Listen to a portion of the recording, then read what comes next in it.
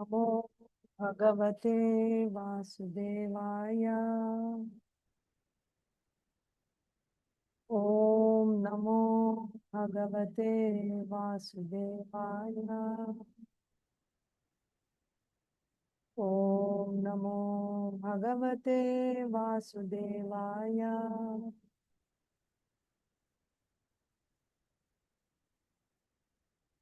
नारायणं नमस्कृत्य नरं चैव नरोत्तमं देवीं सरस्वतीं व्यासं ततो जयमुदीरयेत्।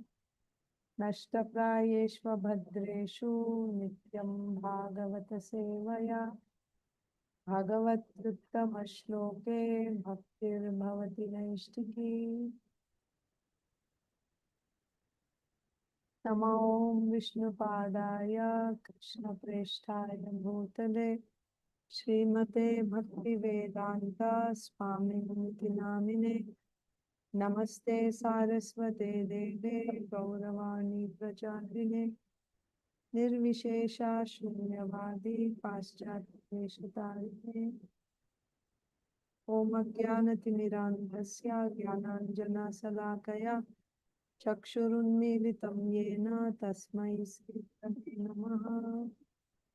जय श्री कृष्ण चैतन्य प्रभु नित्यानंद श्री अद्वैता गदाधर श्रीवासादि गौर भक्तवृंद। हरे कृष्णा कृष्ण कृष्ण हरे हरे, हरे राम राम राम हरे हरे। ग्रंथराज श्रीमद् भागवतम की जय, श्रीमद् भगवद गीता की जय, श्रील प्रभुपाद की जय, समावेत गौर भक्त वृंद की जय। Hare Krishna, dear devotees, I welcome you to today's Sri Chaitanya Srimad Bhagavatam for all session. Today is August 4th, 2026. We are in the 552nd session and we are reading from Srimad Bhagavatam, Canto 10, Chapter 10, the deliverance of the Yamala-arjuna trees, text 40. So, we have read the prayers offered by Nalakuvara and Manigriva. After listening to the prayers of Nalakuvara and Manigriva, Lord Krishna, Lord Damodar, who's still tied to the grinding motor with Yashoda Mai's rope. When they offered these prayers to Krishna, Lord Damodar, after hearing their prayers, now Krishna begins to speak, but he smiled. Before speaking, he just smiled. So we saw the significance of that smile. Is that, why is Krishna smiling? Do you remember why Krishna was smiling?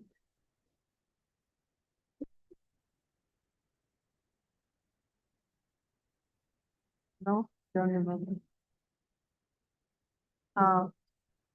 Because Krishna is thinking that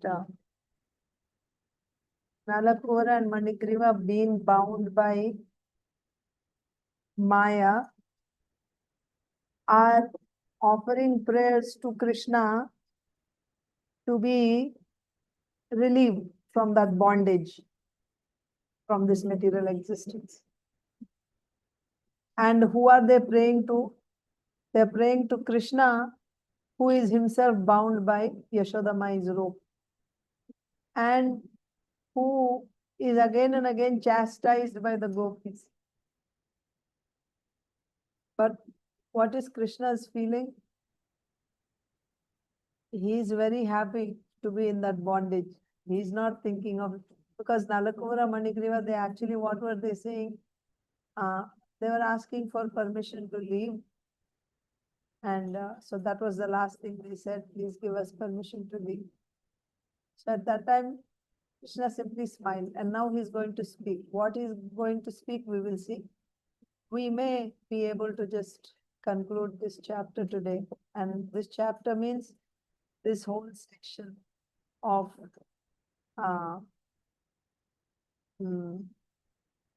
of Damodar Lila will be concluded today. I'm assuming, I'm thinking.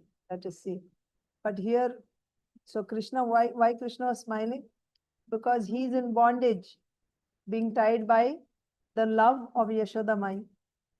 The rope, how he agreed to be tied by her rope, being pleased by her love, and he's happy to be in that bondage, and he's happy to be chastised by the gopis again and again, and he doesn't want to leave, he just wants to stay there in Braja. Whereas the prayers offered by Nalakuvara and Manigriva, they were not as appealing to Krishna as the chastisement of the gopis. He'd rather get chastised by the gopis than hear the glorifications of Nalakuvara and Manigriva. So in that context, we saw the love of the gopis is of the highest nature, because their rasas are, first of all, Nalakuvara and Manigriva's love was with Aishwarya, whereas in Braja, there is no room for Aishwarya. And in that also, the gopis, all relationships. Here we are seeing Vatsalya Rasa, but he'd rather get chastised by them. So Krishna is thinking, I'm not getting so much satisfaction by the glorification of these two people as much as I get, as much as I'm satisfied by the chastisement of the gopis. Like that Krishna is thinking. That's why he's smiling. That's why Krishna is smiling. When Nalakuvara and Manigriva offered these prayers, Krishna was smiling. So now let us look at the verse, the next verse. What is Krishna saying? śrī-bhagavān uvāca gyātam mama puraivaitad rishina karunatmana yachri madandhayor vagbir vibhramsho nugrahah kritah. śrī-bhagavān uvāca gyātam mama puraivaitad. Gyātam means I know. Gyātam means everything is known. Mama, to me. Gyātam mama pura.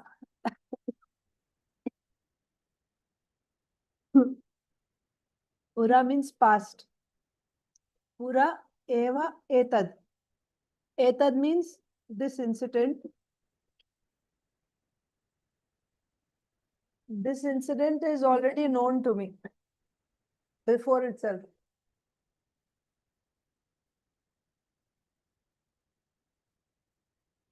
Rishina Karunatmana. Which Rishi? Narad Muni, the great Rishi Narad Muni. Karuna Atmana. Because he was very, very kind to you. Yachri Madandhayor Vagbir. You who were intoxicated by your wealth. You became blind with mada, intoxication. Vagbir means that is his mercy. Through his words, he was cursing. So that's how Narad Muni gave his mercy. Vibhramsho nugraha kritaha. Vibhramshaha. So as a result of that curse, which is nothing but Narad Muni's mercy, you fell down from the heavenly planet. Vibhramsha. And you fell down from there to become Arjuna trees. Anugraha kritaha. And this was a great favor that was done to you. This was favor given by Narad Muni. So 2 times here it is said Karunatmana, his kindness, and Anugraha, also his mercy. śrī-bhagavān uvāca gyātam mama puraivaitad rishina karunatmana Yat Shrimadandhayorvagbhir Vibhramshonugraha Kritaha. So what is being said here? The Supreme Personality of Godhead said, śrī-bhagavān said, so Karunatmana means Paramadayalu, the most merciful. The most merciful. Who? Rishina. Naradji. Naradji ne. Shrimadandhayoho. You too, who were intoxicated by wealth. So the most merciful Narad Muni, Vagbhi, Vag means through his words or through his curse, Shap ke dwara, Vibhramshaha, caused your fall from Swarga. This Narad Muni's cursing, Anugraha, was Kripa, was mercy. Kritaha etat pura eva mama gyatam. Mane, this whole thing, Narad Muni is cursing you. Narad Muni means Narad Muni, who is the most merciful personality. Supremely merciful Narad Muni, his cursing the two of you who were intoxicated by wealth, and as a result of that curse, you are falling down from Swarga to this earth, was all known to me. I've been, I knew all this before, like that. Krishna is saying in this verse.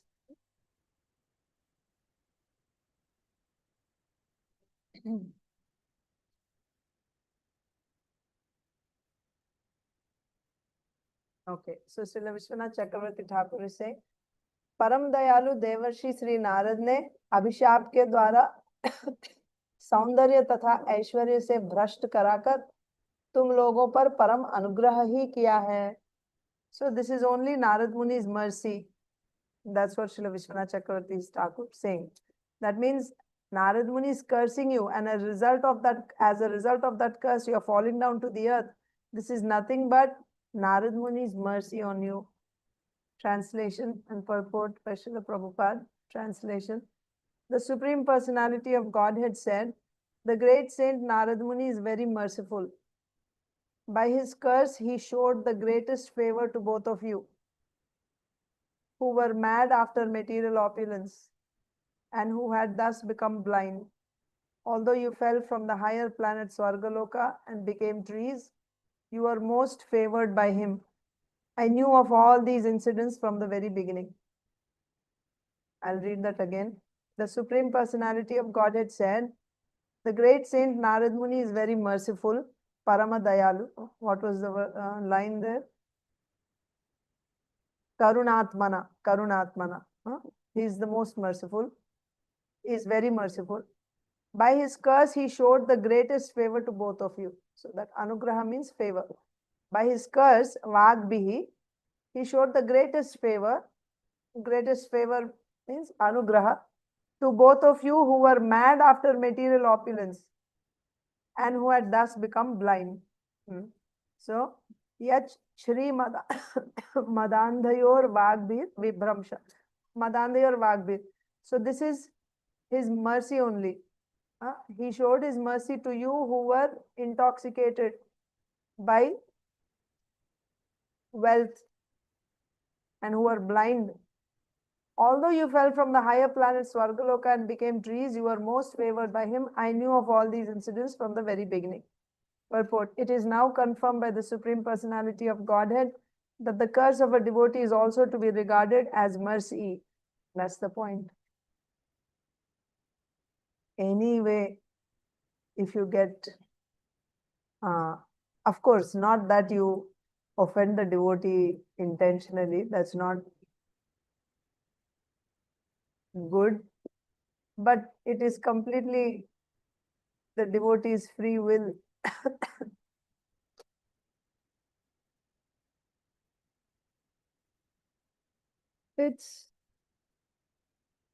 I mean, even if the devotee won't take offense, but still, even if the devotee doesn't take offense, the dust at the lotus feet of the devotee takes offense. If you commit an offense to the devotee, even if the devotee forgives you, still the charana raj, the dust at the lotus feet, because that dust is also conscious. The dust of the lotus feet of pure devotees, that will not forgive. The devotee may forgive you. Devotee may not even take offense, or he may forgive you, because that's devotee's nature. But the dust will not forgive. So therefore, simply begging forgiveness from the devotee is not sufficient. That's not sufficient. But you must ask for forgiveness from that devotee, certainly.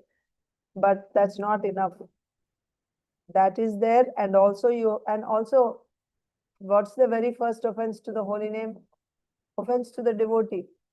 So when you commit an offense to the devotee, you are directly committing offense to the holy name. Holy name means Krishna. There are different types of offenses you can commit to the Lord. So of all these, like seva aparad, when you are doing service, deity worship, there are many seva aparadas. There is dham aparad. While staying in dham, there are many offenses you can commit. So there are different types of offenses. And of course, you have nam aparad, offense to the holy name. If you sincerely chant the holy names without committing these offenses to the holy name, other offenses are forgiven. That's the potency of the holy name. But if you commit offenses to the holy name, because holy name is the most merciful form of the Supreme Lord, if you commit offenses to the holy name, then who can save? Nobody can save. So in those offenses to the holy name, we have 10 principal offenses. And these 10 offenses can be committed in hundreds and thousands of ways. That's a different thing. So the first one is committing offense to the devotee, blaspheming the devotee who has dedicated his life to the holy name, to propagating the holy names of the Lord. So such an offense to a devotee is directly an offense to the holy name. So if you simply went and begged forgiveness from the devotee, that's not sufficient. The devotee may forgive you, but holy name, you have to beg forgiveness from the holy name. And also the dust at the lotus feet of the devotee. Therefore, offenses don't go away so easily. They'll stay. What's the way to overcome these offenses? When you receive the mercy of Bhakti Maharani, then you'll be forgiven. But for that, you must literally beg. You have to continuously chant the holy names of the Lord with a repentant heart. That's the only way. There's no other way. And especially for the first offense, and there's another one, 7th offense, committing sinful activities on the strength of chanting the holy names. For these two offenses, in addition to continuously chanting, you must accept punishment. Because of the severity of this, the nature of this type of offense, it's very severe. So you must accept punishment. So you should ask for that punishment, so that you can be so that you may be forgiven by the Lord, by the devotee, by the dust. That is there. From our side, we shouldn't commit. But you know, there is also one more point here. When you're committing offense, one is offenses committed with wickedness in the heart, and the other one is without wickedness in the heart. Like out of ignorance, you commit offenses out of ignorance. There is no wickedness in the heart. Duratmata is not there. Offense is offense. Whether children do it, animals do it, or human beings do it, brahmanas do it, devotees do it, offense is offense. But the result is not the same for everyone. You are a devotee, you studied Bhagavad Gita, you are trained in Krishna consciousness, you know what is offense and what is not offense and what should not be done. And in spite of knowing that, you did it because that's wickedness. You know that it should not be done, and still you're doing it because you don't take that seriously. That means there is wickedness in the heart. Then to such a person, the punishment is severe. What is the punishment for such people? You lose taste in bhakti. You don't have taste in bhakti. Your heart will become very hard. That's why you won't get any taste in bhakti.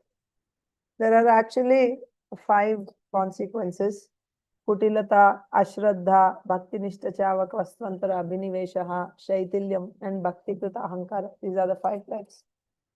So Ashraddha, losing faith in bhakti is also, and then getting material attachment.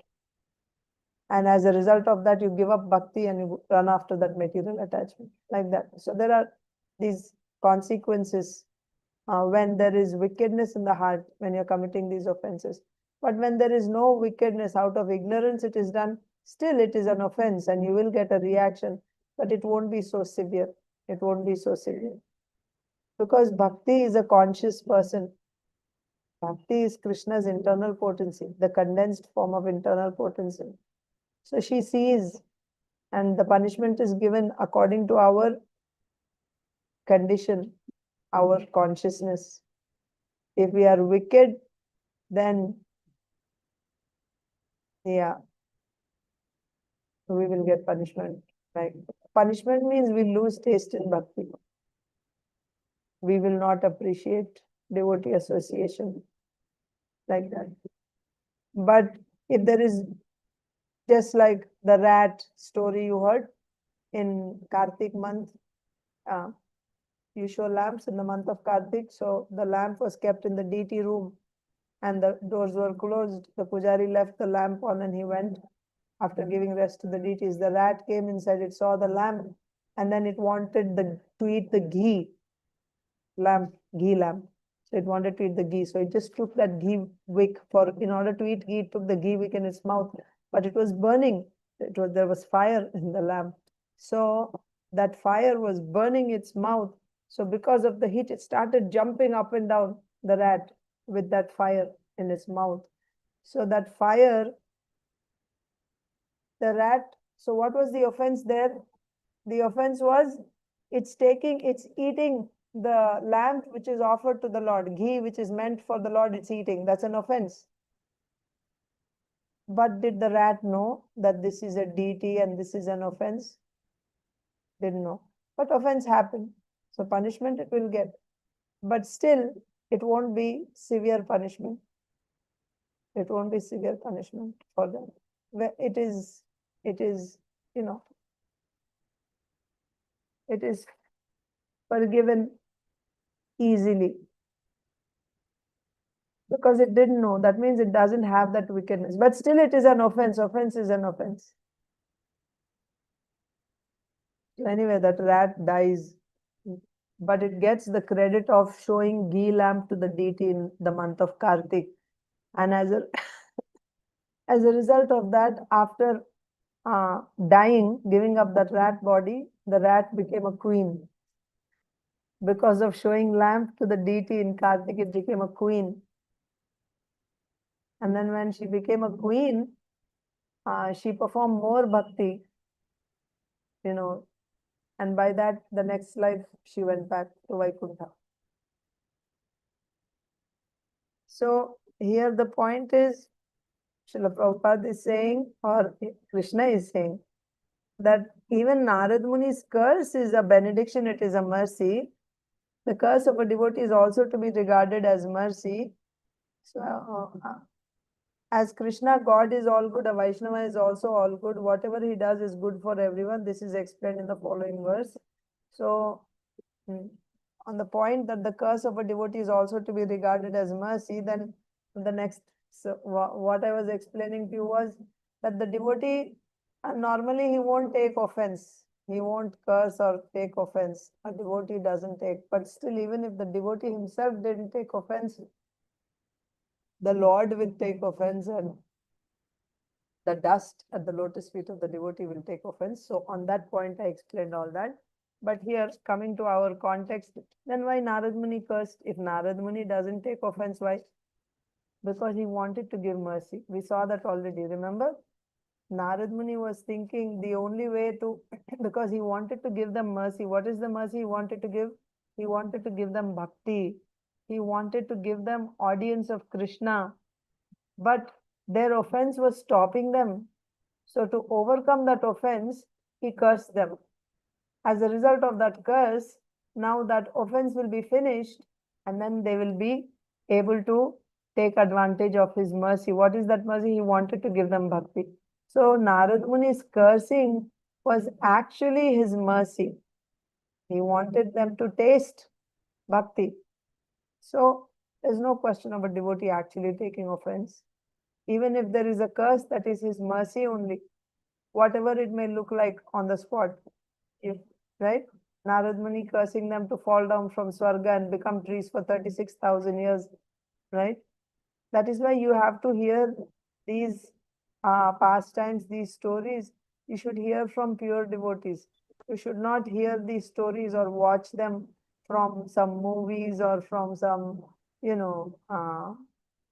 shows on television.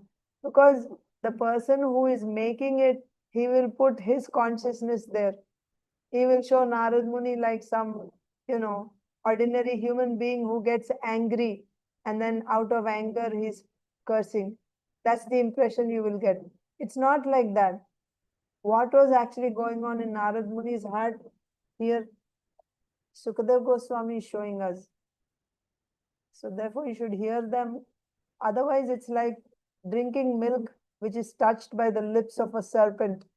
If you hear Mayavad explanations of Bhagavat, then even though it is Srimad Bhagavatam, that Mayavadi's conclusions will be there. That acts like poison. So you should not hear that. You should hear it from pure devotees only. So here Krishna is himself saying that the curse of a devotee is also to be regarded as mercy. One way or the other, whatever you get from a pure devotee, you are very fortunate. You are very fortunate. As Krishna, God is all good, a Vaishnava is also all good. The way Krishna is good, his devotee is also all good. So Krishna danced on the hoods of Kaliya. And what was Kaliya experiencing when Krishna was dancing? He was vomiting blood, poison. It was like death to Kaliya. Still, Kaliya's wives, who were great devotees, Nagapatnis, when they saw they are glorifying Krishna, that what has our husband, what pious deeds he did that he got such mercy. With your lotus feet, you're dancing. Now his hoods has your lotus footprints. How fortunate is he? For Kaliya, it's like he's feeling like death at the moment. But actually, that is the Lord's mercy. Similarly, the Lord's pure devotees, the Vaishnavas, they're all good. Always, all good. Whether they curse you or they smile at you, they embrace you. In all circumstances, whatever they do, they only have your well-being in their mind. They cannot have any grudges against anyone. Take it for granted.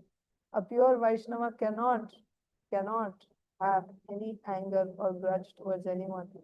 But like an expert doctor, he'll give appropriate medicine to bring you out of your conditioned state. In some cases, you need to be chastised to shake you up and wake you up from your sleep of avidya. So that's what he does. And even that is done out of love only. It's done out of love. Actually, we were reading Bhagavad Gita in another class, Telugu class. So at the beginning of Bhagavad Gita, Srila Vishwanath Chakravarti Thakur is glorifying Krishna. And he says that Krishna says that he does dushta sikshana, shishta rakshana. right? That means he protects aparitranaya sadhunam vinashaya cha dushkrita. He protects the devotees and he annihilates the demons. And then in this way, he reduces the burden of the earth by killing the demons. So what type of demons? Those who are demons, demoniac people, who are envious of him. They want to kill Krishna. They are envious of Krishna. And people who are completely drowning in this ocean of material existence, being attacked by the crocodiles. In the ocean, you'll find all types of aquatic animals. They're suffering miseries in this material existence. Such people, how Krishna is delivering them? So we see that to reduce the burden of the earth, he is killing the demons. So killing the demons looks like he has some enmity towards the demons. He does not like the demons. That's why he's killing. But actually, he's not. His killing is also his protection. Because whoever Krishna kills, through that killing, he's actually giving them liberation. Every demon that gets killed by Krishna is actually receiving protection in the form of getting liberated from material existence. So Krishna cannot do anything bad to anyone. Even though externally it looks like he's killing someone, actually he's not killing. He's only liberating that person. He's only giving his mercy that way. Similarly, devotees also. When they curse someone, that curse is also done only out of mercy. It's not out of anger or envy or under the influence of modes. It's not like that. So, in the purport, Srila Prabhupada is saying that whatever he does is good for everyone. This is explained in the following verse. What is the next verse?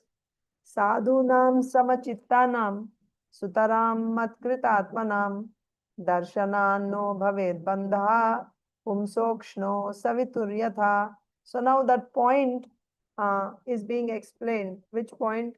That the devotees, even the curse of a devotee is actually a benediction. It's mercy. A devotee's curse is also his mercy. How is it? That is being explained here in this verse. So here what is said? Sadhunam samachittanam sutaram mat kritatmanam. Sutaram means therefore. Therefore means connect with the previous verse. What did the previous verse say? That the great Narad Muni is supremely merciful. And you people who are intoxicated by wealth were avagbihi, right? Through his curse, he caused you people who were intoxicated by wealth to fall from heaven, to become these trees. But that cursing of Narad Muni is actually his mercy towards you. That was the previous verse. So now continue this verse. Sutaram means therefore. Therefore, that means your falling down is actually Narad Muni's favor on you. Therefore, mat kritatmanam. Mat krita atmanam. That means having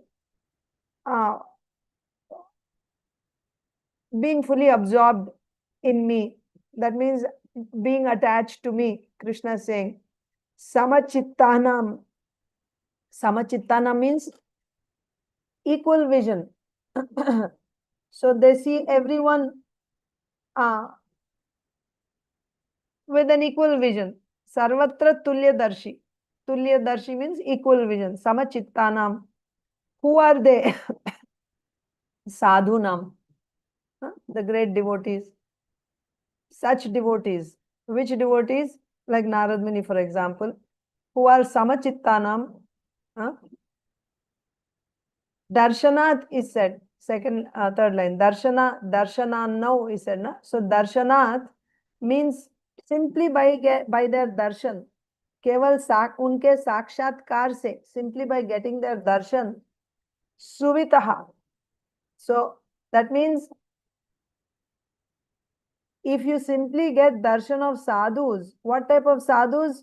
Sadhus who are matkritatmanam, who are always attached to Krishna, who are samachittanam, who don't see, this is my friend, this is my enemy.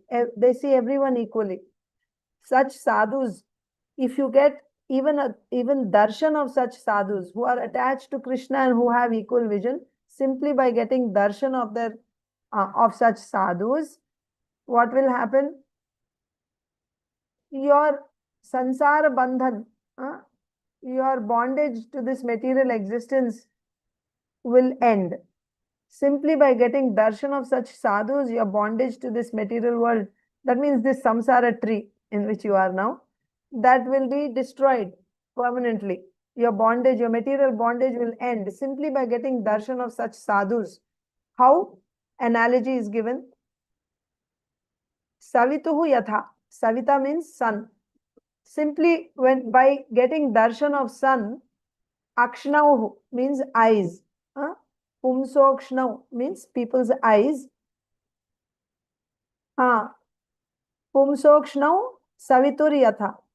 Simply by seeing the sun, what happens? All darkness is finished. That means in darkness you are not able to see, isn't it? When there is no sun, you are not able to see anything. But as soon as the sun rises, all darkness is finished. That means all blindness is finished. Now you can see everything. Before the sun came, even though you had eyes, it was as if you were blind because you could not see anything. Without light, you cannot see anything. But simply by the sun's rising, when the sunlight touches your eyes, what happens? That blindness is gone. The darkness, blindness, right? Because of darkness, there is blindness. So that darkness is gone. That means your eyes, blindness is gone. You're able to see everything. How? So the way by sunrise, everything becomes visible to your eyes. Before sunrise, everything was dark, so it was as if you were blind.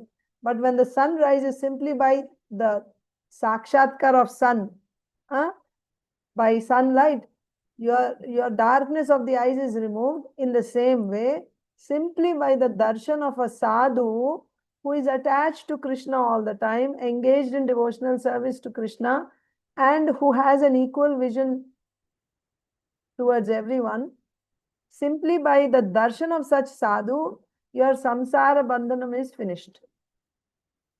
That's what this verse is saying.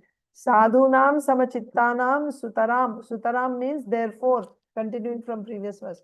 Sutaram matkritatmanam darshanannau bhaved bandha pumsokshnoha pumsokshnoho savitur yatha. जिस प्रकार सूर्य के दर्शन से नेत्रों का अंधकार दूर हो जाता है, सूर्य के दर्शन से नेत्रों का अंधकार दूर हो जाता है, उसी प्रकार मेरे प्रति एकांत भक्ति भाव में आसक्त, एकांत भक्ति मीन्स शुद्ध भक्ति, 24/7 डूइंग साक्षात भक्ति, मेरे प्रति एकांत भक्ति भाव में आसक्त समदर्शी महापुरुषों के साक्षात दर्शन से जीवों का किसी प्रकार का बंधन नहीं रह सकता है. That's the translation. Now we will see what Srila Vishwanath Chakravarti Thakur is saying about this verse. Srila Vishwanath Chakravarti Thakur is saying that, let's say, after hearing the previous verse, what was the previous verse? The previous verse was that Narad Muni's cursing is also his mercy. Narad Muni is cursing you is also his mercy. As a result of that curse, now you have fallen. But this falling, and because of his cursing, this is actually Narad Muni's mercy on you. After hearing this, let's say Nalakuvara and Manigriva are saying, Narad Muni so you are saying that Narad Muni showed us his mercy. But how are we qualified to receive his mercy? Even after seeing Narad Muni, we were naked. We were with women in Kailash, Mandakini, Ganga. And even after seeing Narad Muni, we didn't respect him. We didn't honor him in any way. At least the ladies had gone out, covered themselves. These two didn't show any respect to Narad Muni. So they're saying, my Lord, you are saying that we got Narad Muni's mercy. It's because of his mercy that we are here. No, the thing is, what is the Lord saying? Narad Muni is cursing them is also Narad Muni's mercy. Narad Muni is cursing Nalakuvara Manigriva is also Narad Muni's mercy. So Nalakuvara Manigriva are asking, but how? How do we deserve Narad Muni's mercy? We didn't do anything to please him. Why will he show his mercy to us? How is it possible for us to receive his mercy? Because we offended him. We didn't please him in any way. We didn't even acknowledge his presence. When he came, we didn't even cover our bodies. We were standing naked in front of him, being intoxicated. We didn't care for him. We didn't show him any respect. How is it possible for us to receive his mercy? Let's say Nalakuvara and Manigriva asked like this. So, in answer to that, Krishna is speaking this verse. What is that? SADHUNAM CITTANAM. Sadhus are equipoised. They don't see that, oh, this person has respected me and this person has insulted me. So the person who has respected me is my friend and the person who has insulted me is my enemy. So two visions, isn't it? Sadhus don't look at people like that. They don't consider this is good and this is bad, this is friend and this is enemy. Samachittanam. They have equal vision towards everyone. साधुनाम समचित्तानाम. साधु लोग सर्वत्र समदर्शी होते हैं.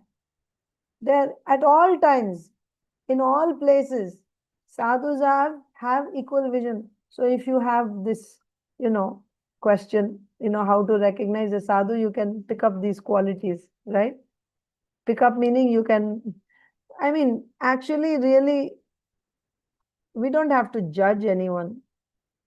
But if you see these qualities, yes, at least you should know what are the qualities of sadhus. So somewhere if you see these qualities, then you should honor that person, recognize that person as a great devotee.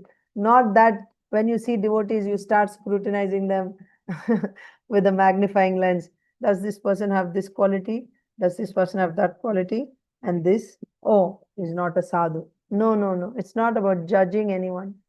But if you see these qualities in devotees, if you happen to come across these qualities, those devotees who have equal vision, then you should understand, oh, this is a sadhu's quality. This is a great. That actually makes you progress in bhakti yourself. So devotees are like honeybees, looking for the nice qualities. They're not like flies looking for what is bad. Oh, this is bad, therefore reject. That's Mayavadis. Neti. Not this.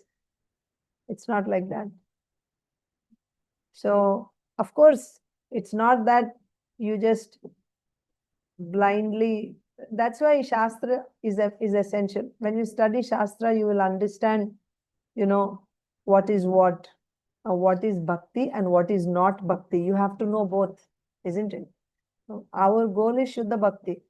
But to do Shuddha Bhakti, you should also know what is mixed Bhakti, what is Pradhanibhuta Bhakti, what is Aropa Siddha Bhakti, Sangha Siddha Bhakti, Sakama Sangha Siddha Bhakti, Sakama, what's that? Yeah. Sakama Aropa Siddha Bhakti, Nishkama Aropa Siddha Bhakti, Kaivalya Kama Sangha Siddha Bhakti. So many types of bhakti are there, 24 types are there. Of those 24 types, only one is Shuddha Bhakti. Then you may say, what is the need of studying all others? That's not our goal, we'll simply study. No, for you should know both. What is Vidya, what is Avidya, you should know. And after knowing that, now you reject Avidya. Like that.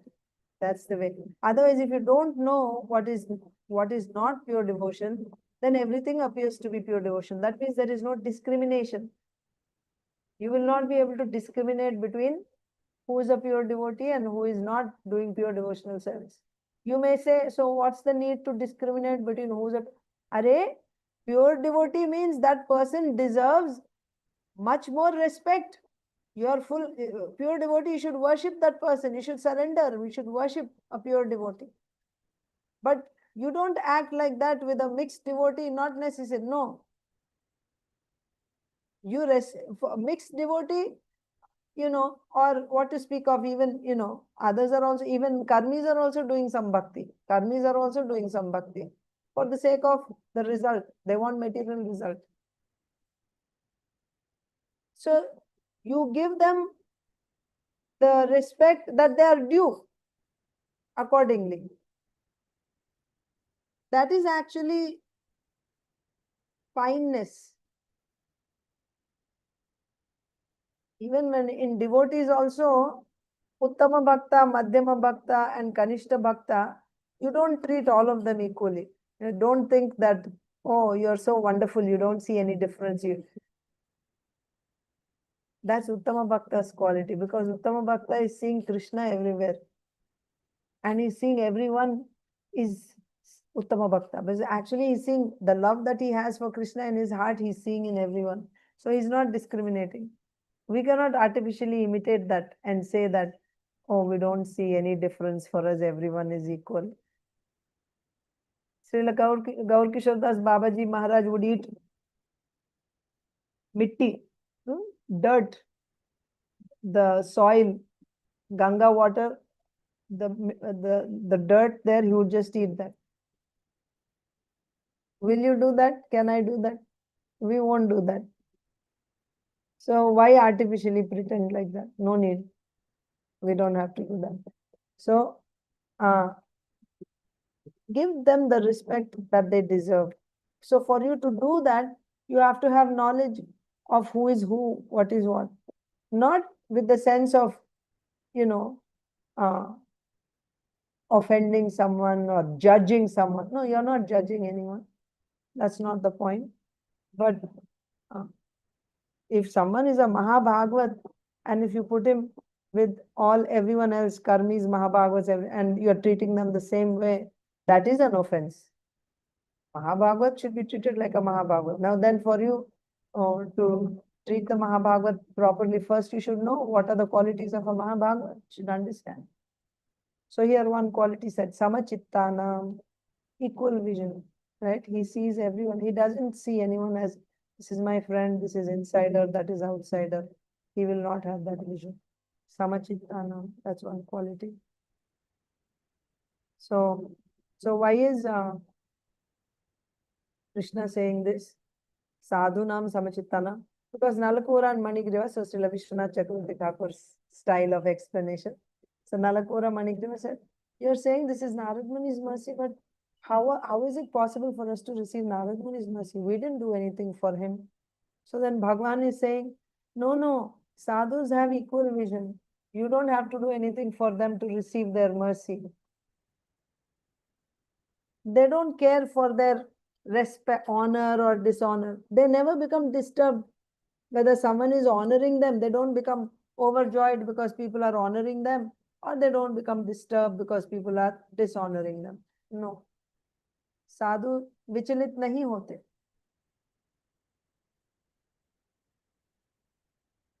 So then Krishna is saying, those sadhus who have offered everything, that means they've offered their hearts, their antakarna completely to my lotus feet.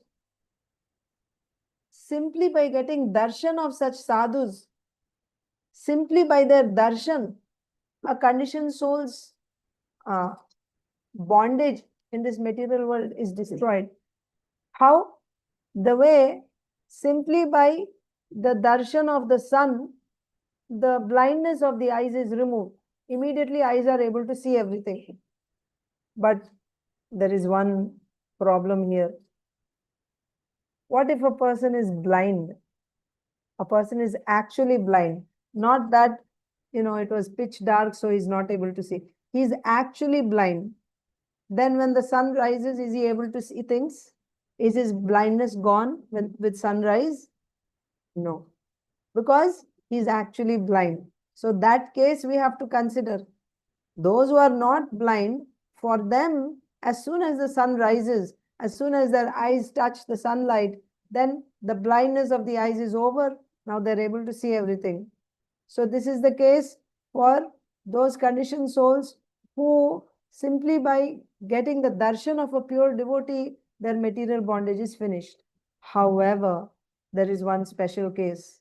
The way those people whose eyes are blind, for them, even after the sun rises, still their blindness is not gone. They are not able to see anything. Similarly, can you guess what might be the condition? Who, even after taking darshan of pure devotee, their bondage is not gone. Who are those people? Can you guess? No. When one commits offenses. Yes. So, we should understand that the way people who are blind will not be able to see even after sun rises, in the same way, those people whose hearts are polluted, contaminated by various types of offenses, they are asuras, because they have committed so many offenses. They are demons, asuras. Such people, even after they get darshan of great devotees like Narad Muni and other rishis, because we see Narad Muni is traveling, he is going to, he went to Hiranyakashipu's palace also. Hiranyakashipu saw Narad Muni so many times. Of course, that's a different story. We shouldn't take the example of Hiranyakashipu, Ravana, because they are actually devotees. But still, he committed offense towards Prahlad Maharaj, so many offenses, pure devotees, so many sadhus, he committed offenses. So because of these offenses, even though he saw Narad Muni, see, now when you talk about Hiranyakashipu, you shouldn't bring in Jai Vijay, because they are actually playing the role of demon, Hiranyakashipu. So you should look at him as a demon only, as Hiranyakashipu only you should see. As Hiranyakashipu, he committed offenses or not? He committed offense to Prahlad Maharaj and to so many sadhus. All over the universe, he committed offenses. Yamaraj. So then, because of these offenses, even though he met Narad Muni, still his heart didn't change. He was still committing offenses to Prahlad Maharaj after that also. To the devotees, he was still committing offenses. Why there was no transformation? Why that effect, after seeing Narad Muni also, why their hearts didn't transform? Because there were so many offenses in the heart. That's the point. So now we will read Srila Prabhupada's translation and purport. When one is face to face with the sun, there is no longer darkness for one's eyes. Similarly, when one is face to face with a sadhu, a devotee, who is fully determined and surrendered to the Supreme Personality of Godhead, one will no longer be subject to material bondage. Right? Face to face with a sadhu, then you will no longer be subject to material bondage. Purport. As stated by Chaitanya Mahaprabhu, Chaitanya Charitamrita Madhya Lila, chapter 22, text 54. Sadhu sanga sadhu, sadhu sanga sarva shastra koi, lava matra sadhu sange sarva siddhi hoy. If by chance one meets a sadhu, a devotee, one's life is immediately successful and one is freed from material bondage. This is the power of sadhu sanga. It may be argued that whereas someone may receive a sadhu with great respect, someone else may not receive a sadhu with such respect. A sadhu, however, is always equipoised toward everyone. Because of being a pure devotee, a sadhu is always ready to deliver Krishna consciousness without discrimination. Sadhu is always ready to deliver Krishna consciousness without discrimination. As soon as one sees a sadhu, one naturally becomes free. Nonetheless, persons who are too much offensive, who commit Vaishnava aparadhas or offenses to a sadhu, will have to take some time before being rectified. This is also indicated herein. So when you have offenses, the effect is not seen immediately. It will take some time. Next verse. Tadgachatam mat paramau nalakuvara sadhanam sanjato mai bhavo mam ipsitah paramo bhavaha. So the Lord is continuing to speak. So after this, 43 is the last verse of this chapter. So I'm just going to conclude, okay? So tadgachatam mat paramau, meaning Nalakuvara sadhanam. So Krishna is speaking. Krishna is saying Nalakuvara only. That means, hey Nalakuvar, like that. Krishna is addressing Nalakuvar. So you may understand why Krishna is only calling one name. Why not both? Because two people were standing in front of him. Why he is only addressing Nalakuvar? Because Nalakuvar and Manigriva. Nalakuvar, I think, is the elder one. So प्रधानता के कारण एक को संबोधन पूर्वक कह रहे हैं, हे Nalakuvara, like that. So he is principal. He is probably the older one. So that's why Krishna is addressing him. So hey Nalakuvar, what is Krishna saying? Both of you being Krishna conscious, like absorbed in me, now you go back to your particular place. Tad gachatam. Tad gachatam means, gachatam means go.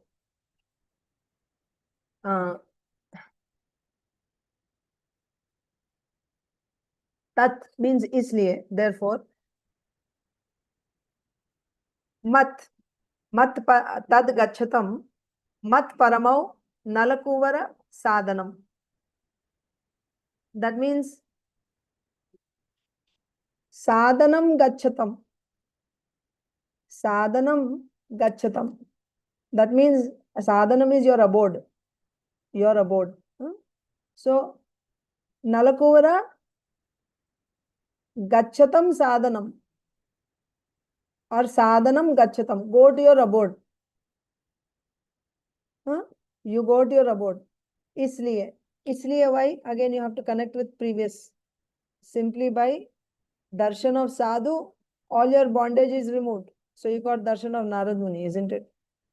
So sadhus are like that.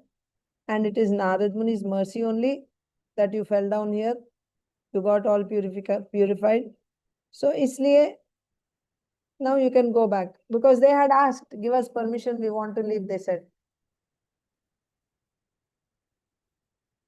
Actually, you know, Maharaj explains, His Holiness Radha Govind Maharaj explains why they wanted to leave, why they didn't just stay in Vraja. They felt, because in, you know, they had this Aishwarya and they had these demigod bodies, all effulgent. So this would disturb, seeing these demigods there in Vraja, the natural, you know, it will simply disturb the natural life there in Vraja. That means it will just cause disturbance in the natural flow of love of the Vrajvasis towards Krishna. So they didn't want to cause any disturbance. So therefore they wanted to be like that. Radha Govind Maharaj explains like that. So anyway, so then they had prayed like that. So now Krishna is saying, yes, isliye aap log jao. Tad gachatam mat paramau. Mat paramau means being Krishna conscious, being absorbed in me, accepting me as the supreme destination of life. Now you go where? Sadhanam. Go to your home or your abode. Mat sadhanam. Tad gachatam mat paramau nalakuvara sadhanam. Oh Nalakuvara, isliye मेरे में मुझे अपना परम destination बनाते हुए अभी अपने घर चले जाओ, अपने लोक में जाओ, लाइक दैट। संजातो मयि भावो वाम ईप्सितः परमो भवः। हाँ, तो संजातम मयि भावो वाम ईप्सितः परमः अभवः। So and there is also a benediction here being given by Krishna. So Krishna is saying,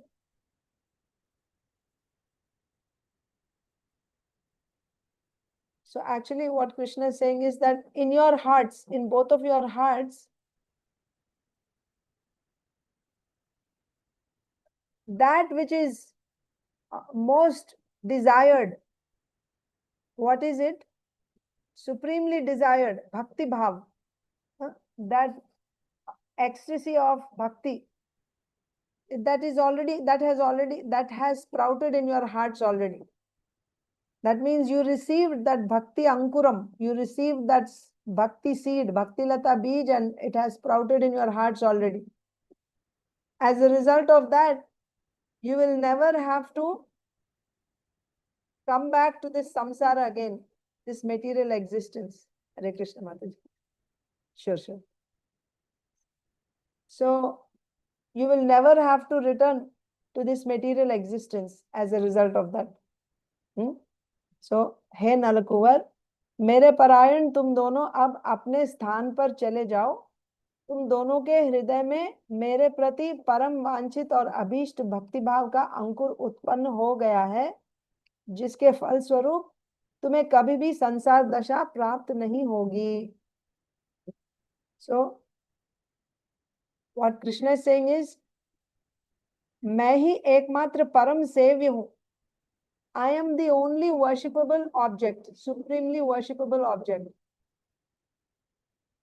In this way, you people got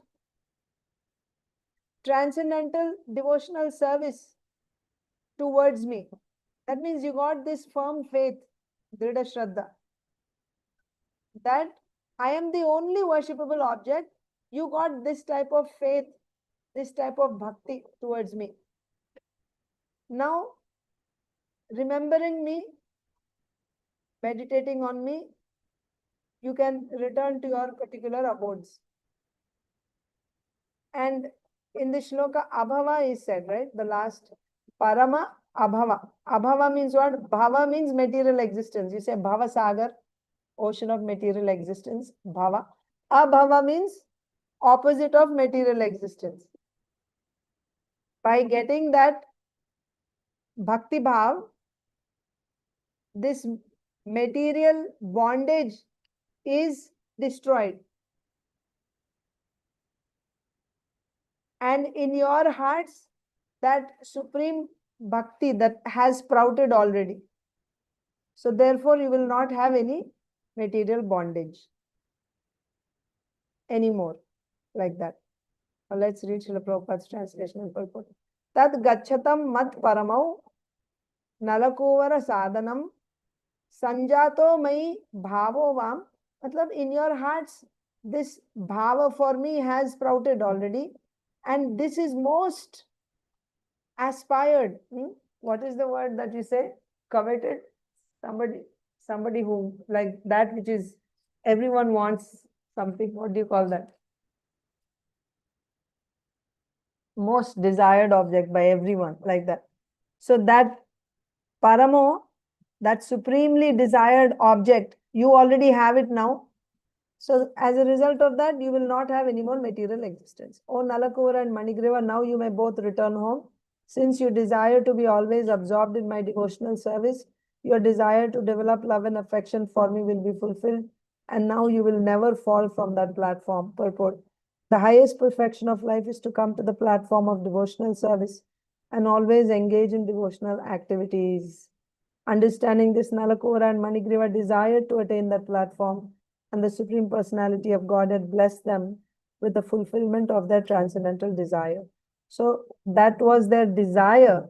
And then the Lord blessed them that that will be fulfilled. And the last verse of this chapter, Sri Shuka uvāca ityuktau tau parikramya pranamya cha punah punah baddho lukhalam amantrya jagmaturdisham uttaram.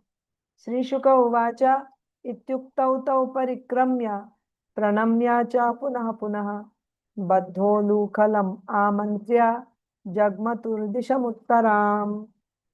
Sukadeva Goswami said, the Supreme Personality of Godhead, having spoken to the two demigods in this way, they circumambulated the Lord, who was bound to the wooden mortar, and offered obeisances to him. After taking permission of Lord Krishna, they returned to their respective homes. Thus end the Bhaktivedanta purports of the 10th canto, 10th chapter of the Śrī-bhagavān, entitled Deliverance of the Yamala-arjuna trees. So, what happened after this? When Krishna gave them that benediction, that you desired love for me, that highest bhakti, so that has already sprouted. So you don't have to come back to material samsara again. Like that, the Lord bless them. They got bhakti, the Lord bless them. So Sukadeva Goswami is saying, when the Lord said like this, then both of them, Nalakuvara and Manigriva, they circumambulated the Lord, who is still bound to the grinding mortar. And again, they bowed down before him, offering obeisances. And then taking permission from him, singing his glories, they went in the northern direction. And that is the end of this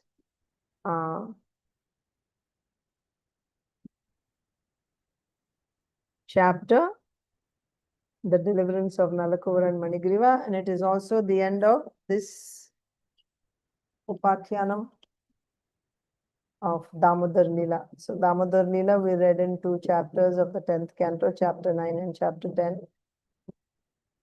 So we have concluded the chapter today. I have to read Bhagavad Gita also. Let me just read Bhagavad Gita. We have to read one verse. Bhagavad Gita is also actually, there are 3 verses, same subject is being discussed. So 15th chapter, text 12, 13 and 14. So Krishna is basically saying how even if you are in the conditioned state, even while in the conditioned state, your avidya is not uprooted, it's not destroyed, still you can actually experience Krishna. How you can do that, he's explaining. He said he is the light of sun, light of moon, light of fire and electricity.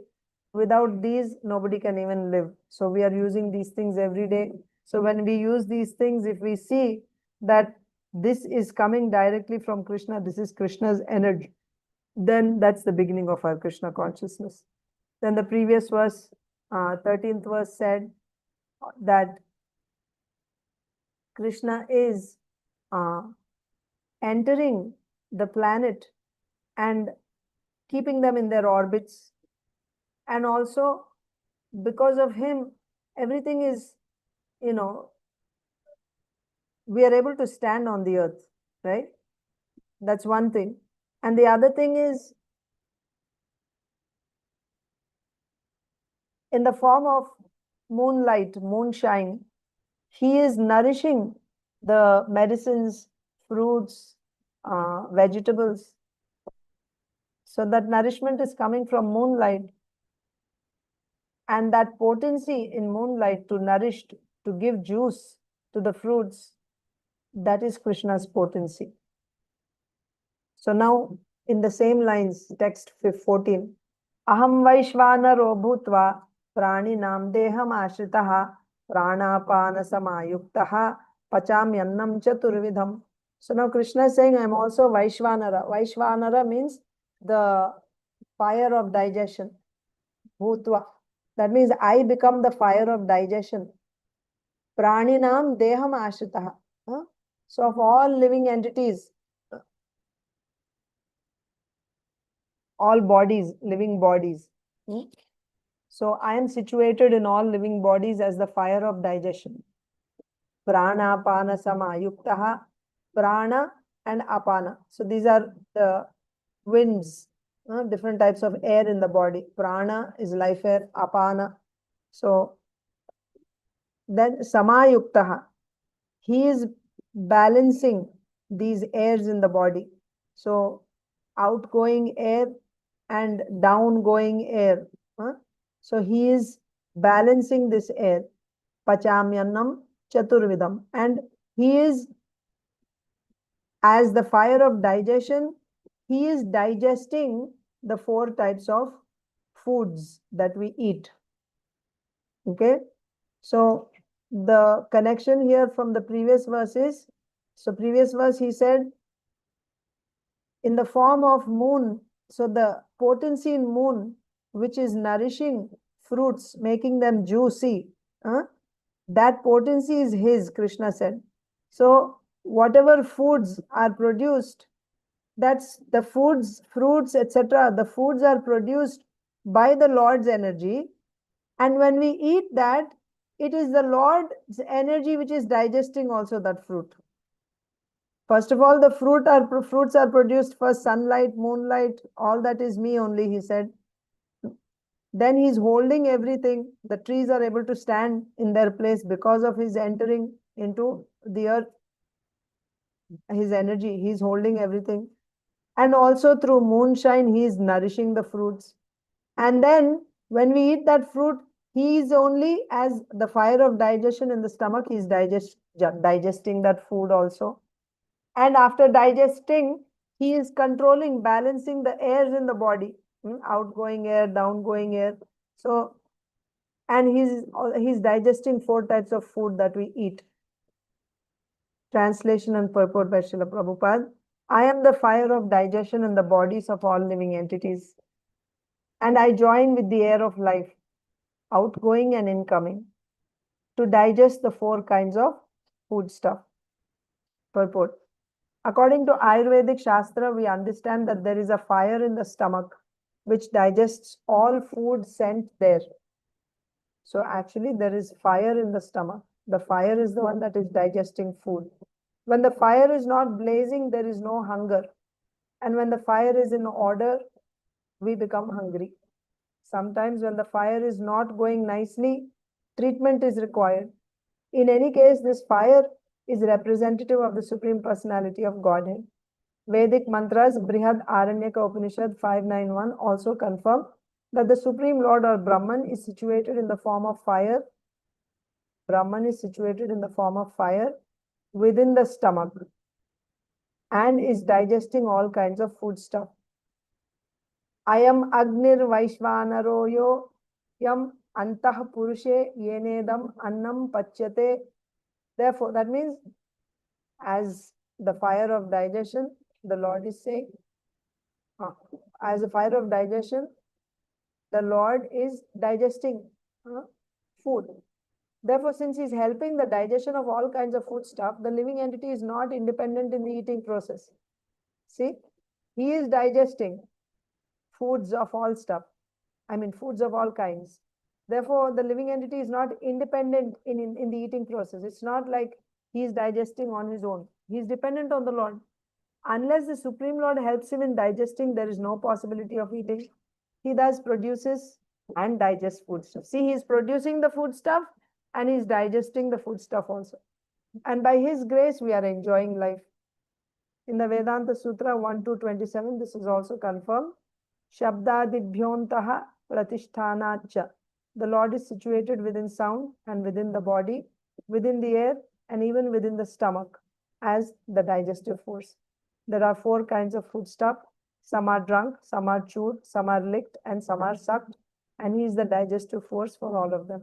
So what are the 4 types of foodstuffs? There is bhakshya, bhojya, lehya, and chushya. Chushya means sucked, like sugarcane. Lehya means that which is licked up, like jaggery. And then chewed means bhojya, like rice, cooked rice. And bhakshya means, like crackers, bhakshya means like snacks. Like that. So all these foodstuffs are digested by the digestive force, which is none other than the Lord's energy. Okay, so I think I can stop here and we can continue tomorrow, maybe the next session. Thank you so much. ग्रंथराज Shrimad Bhagavatam की जय, श्रीमद् भगवद गीता की जय, श्रील प्रभुपाद की जय, समावेत गौर भक्त वृंद की जय। वांछा कल्पतरुभ्यश्च कृपा सिन्धुभ्येव च पतितानां पावनेभ्यो वैष्णवेभ्यो नमो नमः।